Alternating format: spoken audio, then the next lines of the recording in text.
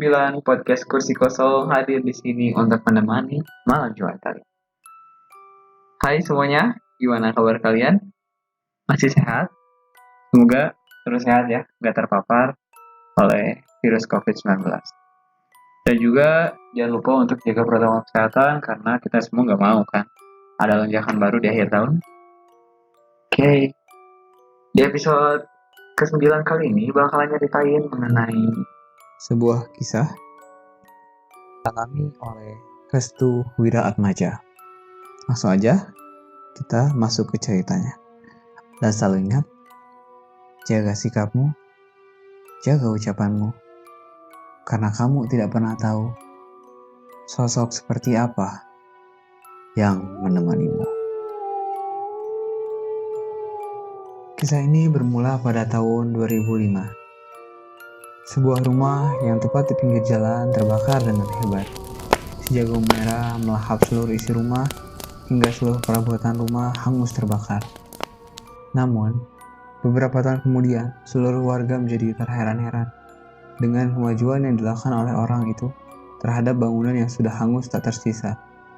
Rumah itu disulap menjadi sebuah toko besar yang memiliki karyawan yang banyak hingga memiliki banyak cabang di sekitar ataupun di lain tempat. Usut demi usut, pemilik toko itu adalah orang yang selamat di akhir, atau orang yang membawa barang-barang ketika nyawa menjadi taruhan jika terjadi kegagalan dalam tragedi kebakaran itu. Sebut saja namanya Pak Sabar. Keluarga dari Pak Sabar itu hanya tersisa 3 orang dari 7 orang. Diketahui sebelum rumah itu direnovasi, Pak Sabar pergi merantau ke sebuah tempat di Jawa Timur. Dia menemui seorang temannya yang ternyata merupakan seorang pengusaha yang sukses. Pak Sabar ingin mengetahui kunci dari kesuksesannya. Dan ternyata kunci dari kesuksesannya adalah pesugihan. Belum diketahui apa motif dan tujuan utama dari Pak Sabar untuk melakukan pesugihan yang direncanakannya itu. Ada yang bilang Pak Sabar melakukan pesugihan itu demi meraup kekayaan. Sama aja kita membeli barang, maka kita pun harus menukarkannya dengan uang. Pesugihan pun berlaku seperti itu. Jika kita ingin memiliki uang yang banyak, maka harus ada transaksi di antara keduanya. Pak Sabar melakukan sebuah perjanjian yang rumit dilakukan. 1 minggu, ia selalu harus mencari daftar korban untuk dijadikan tumbal. Tumbalnya sendiri bermacam-macam, dimulai dari anak kecil, orang dewasa, bahkan lansia. Namun, penekanan tumbal sendiri terarah kepada lansia. Kisah di tokonya, Pak Sabar berteriak, "Angkatin semua barang-barangnya ke dalam gudang. Awas, jangan sampai jatuh, itu barang mahal semua," teriak Pak Sabar kepada seluruh karyawannya. Sebut saja Uke. Dia adalah asisten pribadi Pak Sabar yang bertugas untuk mengatur semua keseharian yang berada di toko. Uke bilang kepada Pak Sabar, "Pak, ada list baru untuk toko kita. Karena sebentar lagi tahun ajaran baru. Mungkin penjualan buku-buku untuk anak sekolah lebih mengena." Pak Sabar melihat list RAB tokonya dengan berbagai macam bahan-bahan yang akan dibeli dan dijual kembali di tokonya. Totalnya 20 juta. Gak bisa dipres lagi RAB-nya. Usahakan yang harus dibeli saja, karena toko ini belum terkenal. Jadi modal awal jangan dibuang-buang. Uke mencoret beberapa barang yang akan dibeli oleh perusahaan dan mengecilkan RAB-nya. Sekecil mungkin. Gimana kalau gini Pak? Totalnya 10 juta. Jika memang goal, perusahaan kita akan meraup untung mungkin berkisar 2 kali lipat. Jelas Uke. Pak Sabar kembali melihat daftar list harta biaya yang dikeluarkan. Begitu juga dengan pengolahan harga secara kurun waktu 6 bulan lamanya. Bagus, ini udah cukup. Beli barangnya dan besok kita akan mulai menjajakan berbagai macam ATK di perusahaan kita. Jelas Pak Sabar. Pak Sabar memang terkenal dermawan, namun juga ia sangat berhati-hati dalam mengeluarkan uang sedikit pun, walaupun itu kepentingan perusahaan. Oke, menilai Pak Sabar sebagai sosok diktator dalam perusahaan. Ia mengklaim mengatur segala operasional yang dijalankan di perusahaan. Dalam rumah itu, terdapat sebuah ruangan khusus yang tidak semua karyawan boleh masuk. Bahkan tidak pernah ada satupun karyawan yang masuk. Ruangan itu terkunci rapat dan hanya Pak Sabar yang memiliki kunci tersebut. Uke sendiri penasaran isi dari ruangan yang terkunci dan sangat misterius itu. Sampai suatu hari, Uke tidak sengaja melihat Pak Sabar masuk di ruangan itu dengan mengendap-endap. Pak Sabar melihat kanan, kiri di sekitarnya sebelum masuki kamar tersebut. Setelah masuk, Pak Sabar lupa mengunci ruangan itu dan menghasilkan sedikit celah dari pintu tersebut. Kesempatan, ucapku, dengan sebaik mungkin untuk melihat lebih dalam isi dari ruangan tersebut. Uke pun mengintip dalam ruangan itu. Uke kira dalam ruangan itu berisi berangkas penting perusahaan ataupun lainnya. Namun yang dilihat Uke adalah sesajen-sesajen yang sangat banyak, serta beberapa potong kepala kerbau yang ditempelkan di dinding. Karena terkejut, Uke pun tak sengaja menutup pintu itu dengan refleksnya. Dia menarik pintu, tentu saja hal ini membuat Pak Sabar kaget dan meneriaki orang tersebut. "Siapa itu?" teriak Pak Sabar. Uke hanya bisa terdiam, menunduk ketakutan dan tak berani untuk kabur. Pak Sabar pun keluar dari ruangan itu dan mendapati Uke sedang bersujud-sujud. "Mohon maaf atas apa yang saya perbuat. Maaf Pak, saya nggak sengaja, saya nggak tahu kalau itu ruangan sangat rahasia. Tolong Pak, ampunin saya," jelas Uke. Pak Sabar menggunakan Uke sebagai kesempatan baginya untuk mencari tumbal yang ada di sekitaran perusahaan dengan dalih sedekah berkah. "Apa yang kamu lihat tadi?" tanya Pak Sabar sambil memegangi wajah Uke dengan kencang. "Saya melihat banyak sajen dan ada 3 potong kepala kerbau. Saya nggak tahu di tempat apa Pak, tapi ampuni saya Pak, jangan pecat saya," pinta Uke. Pak Sabar tersenyum dan membangunkan Uke yang masih dipenuhi dengan penyesalannya. "Saya nggak bakal pecat kamu," senyum Pak Sabar. Uke terkejut mendengar kemurahan hati yang diberikan oleh Pak Sabar. "Alhamdulillah, beneran Pak?" tanya Uke. "Iya, tapi ada syaratnya." Uke menerima apapun syarat yang diberikan oleh Pak Sabar terhadapnya, asal pekerjaannya tidak menghilang begitu saja. "Apa syaratnya Pak?" tanya Uke. "Carikan nama-nama anak yatim di sekitar sini lengkap dengan walinya. Satu saja, bisa?" tanya Pak Sabar. Persyaratan yang dilakukan oleh Pak Sabar ini cukup mengena di hati Uke. Uke menyadari bahwa Pak Sabar akan melakukan sesuatu terhadap anak-anak yatim yang dimaksud. Baik Pak, tapi untuk apa wali dari anak-anak yatim itu?" tanya Uke. Pak Sabar tersenyum sinis terhadap Uke. Pak Sabar menilai bahwa Uke berpura-pura tidak tahu akan apa yang dikerjakan olehnya saat ini. Pak Sabar menepuk kepala Uke dan keras. "Sakit Pak," ucap Uke. "Sakit? Apa masih kurang?" tanya Pak Sabar. "Enggak Pak, cukup," pinta Uke. Pak Sabar kemudian bangkit dan memberikan uang ratusan ribu dengan jumlah kurang lebih 15 pecahan. "Selesaikan tugasmu, bonus akan menyusul jika tugas itu telah usai," jelas Pak Sabar. Uke mengambil satu demi satu uang ratusan ribu yang dihamburkan oleh Pak Sabar. "Baik Pak." Hari berikutnya Uke telah menulis seluruh anak-anak yatim beserta para walinya. Pak Sabar memerintahkan pada Uke jika setiap hari Jumat harus diadakan sedekah amal kebaikan kepada anak-anak yatim tersebut. Total jumlah yang terkumpul saat itu masih berkisar 7-10 anak yatim dari berbagai kalangan dan latar belakang. Ada yang walinya berupa saudaranya, neneknya, ibunya, kakaknya, atau bahkan tetangganya sendiri, karena hidup dari anak tersebut sudah sebatang kara. Tetapi di hari Jumat, toko Pak Sabar didatangi oleh orang-orang yang telah di-list sebelumnya. Uke memperhatikan wajah Pak Sabar yang tampak senang dengan kehadiran anak-anak yatim itu beserta walinya. "Ambilkan 10 nasi kotak beserta amplopnya," jelas Pak Sabar. Uke sebenarnya ingin bertanya pada Pak Sabar mengenai kegiatan itu. Apakah kegiatan itu semata-mata untuk amal kebaikan atau ada maksud tertentu? Namun semuanya tenggelam begitu saja akan sifat keras yang ada dalam diri Pak Sabar. Acara sedekah amal kebaikan itu hanya sekedar bagi-bagikan amplop dan juga makanan. Tak ada doa, sambutan, atau lainnya yang bersifat mendukung setiap kali acara selamatan digelar.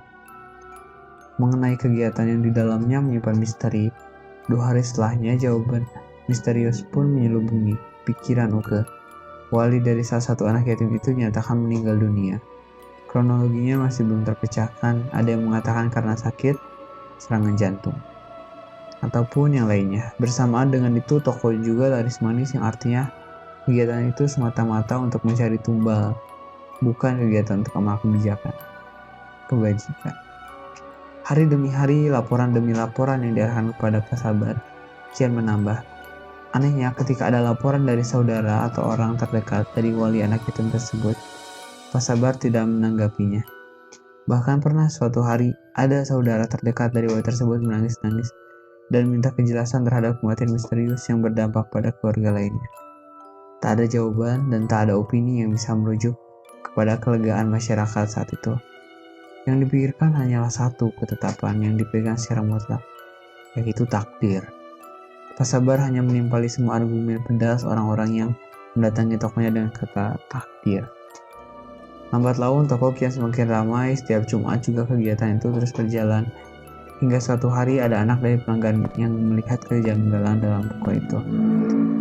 Anak pelanggan itu baru pertama kali diajak ke toko Pak Sabar dan melihat sesuatu yang tidak menyenangkan baginya. Anak itu mengaku melihat sosok manusia bertubuh besar, bertaring, sekujur tubuhnya gelap dan matanya menyorot tajam ke tiap anak yatim, serta wali dari anak-anak itu, yang hendak mengambil bingkisan dan uang yang akan diberikan oleh Pak Sabar terhadapnya. Tanpa terkecuali, anak itu juga langsung jatuh sakit setelah melihat orang bertubuh besar yang menakutkan itu. Hingga keinginan orang tua itu untuk menanyakan hal tersebut pada Uke menjadi sebuah kebetulan belaka. Uke terkejut mendengar penjelasan mentah yang belum tahu bahkan dirasakan olehnya sendiri. Hari Kamis, satu hari sebelum terbongkarnya pesugihan Pak Sabar, seorang wanita sambil membawa anak kecil usia 5 tahun datang di toko. "Halo Bu, selamat pagi," ucap Uke. "Selamat pagi Mas. Oh iya, pemilik toko ini ada nggak Mas?" tanya ibu itu. "Sudah membuat janji Bu sebelumnya atau ibu saudara terdekat atau teman dari Pak Sabar?"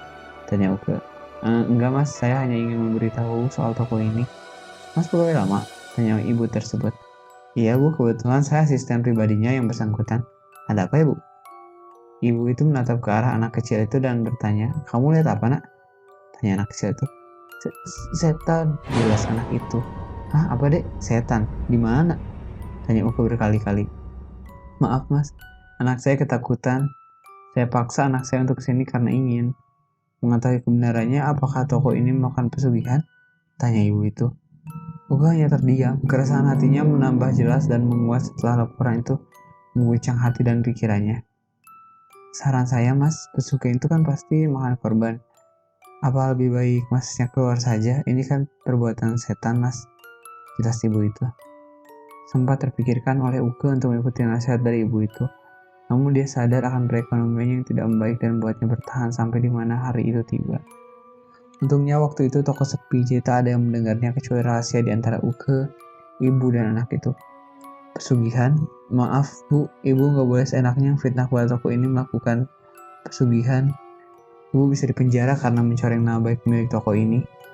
"Maaf Mas, saya juga berpikir seperti itu, namun bagaimana lagi Mas? Anak saya memang memiliki kelebihan di antara orang-orang lain.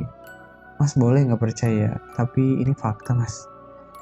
Pada hari Jumat, pada saat terbongkarnya kasus pesugihan di toko Pak Sabar, kira-kira pagi pukul 10 saat toko ramai-ramainya, Pak Sabar berteriak-teriak dari ruangan khususnya dan menyebabkan para pembeli keheranan akan suara teriakan itu. Uke dan para karyawan lainnya segera masuk ke ruangan khusus itu, namun sayang, tempat itu terkunci dan rapat. Hati Uke gelisah dan saat teriakan itu terhenti, karena sudah berada di posisi yang mengkhawatirkan, didobraklah pintu itu hingga terbuka dengan paksa. Di saat Uke dan yang lainnya memasuki ruangan itu, betapa terkejutnya mereka melihat Pak Sabar sudah tergeletak dengan mulut penuh bisa dan mengeluarkan cairan darinya. Karyawan yang baru tahu tentang kebenaran dari ruangan itu juga sempat berteriak karena melihat kepala kerbau yang tertancap di dinding serta banyaknya sesajen di lantai ruangan itu. Sekitar 10 menit berselang, ambulans datang. Pak Sabar segera dibawa ke rumah sakit untuk dilakukan tindak lanjut dan kondisinya sudah sangat-sangat kritis. Anehnya, setelah Pak Sabar dibawa ke rumah sakit, muncul beberapa keluarganya untuk mengambil alih perusahaan yang dipegang oleh Pak Sabar. Katanya waktu dari Pak Sabar sudah habis. Ini sangat mengejutkan hati Uke hingga dia kebingungan. Perusahaan itu akhirnya diambil alih oleh adiknya yang bernama Mbak Juju. Tak ada malu rasanya ketika saudaranya sendiri tergeletak di rumah sakit, namun saudara lainnya malah mengambil harta kekayaan. Hingga muncul rumor dari berbagai belah pihak mengenai korban dari tumbal pesugihan itu sendiri adalah Pak Sabar. Pak Sabar dijadikan korban oleh saudaranya sendiri yang bernama Mbak Juju. Hal ini dikarenakan Mbak Juju itu mempelajari hal yang sama. terhadap apa yang dilakukan oleh Pak Sabar selama dia berada di Jawa Timur. Keesokan harinya, tepat di hari Sabtu, Pak Sabar dinyatakan meninggal dunia. Teka-teki kematian Pak Sabar tidak terungkap di hari itu juga. Namun, adiknya, Mbak Juju, menguatkan hati Uke bahwa keluarga dari Pak Sabar positif melakukan pesugihan. Oke, itu cerita dari Restu Wiraatmaja. Gimana pendapat kalian mengenai kisah horor yang satu ini, mengenai pesugihan? Miris gitu ya. Saat orang melakukan pesugihan untuk mencari rezeki dan juga keuntungan, tapi mereka berpikir bahwa mereka mendapatkan keuntungan yang sangat banyak. Tapi pada faktanya orang yang melakukan pesugihan, dosanya tidak akan pernah diampuni oleh Tuhan. Jadi ya, apalagi kalau konsepnya tuh di sini sampai ngerenggut nyawa orang lain, kayak tumbal dan semacamnya. Jadi ya mungkin kita semua bisa berhati-hati untuk tidak tergelincir ke arah pesugihan dan juga tetap ada di jalan yang lurus dan juga menjalankan perintah kepada Tuhan Yang Maha Esa. Makasih buat yang udah ngedengerin di episode kita kali ini. Support terus di podcast Kursi Kosong. Buat yang punya cerita horor, jangan lupa di share ke email kita di requestkursikosong@gmail.com. Dan juga yang dengerin di YouTube, jangan lupa di subscribe. Buat yang ngedengerin di Spotify, jangan lupa nge-follow. Kita bakal balik lagi di minggu depan, dan selalu ingat, jaga sikapmu, jaga ucapanmu, karena kamu tidak pernah tahu sosok seperti apa yang menemanimu.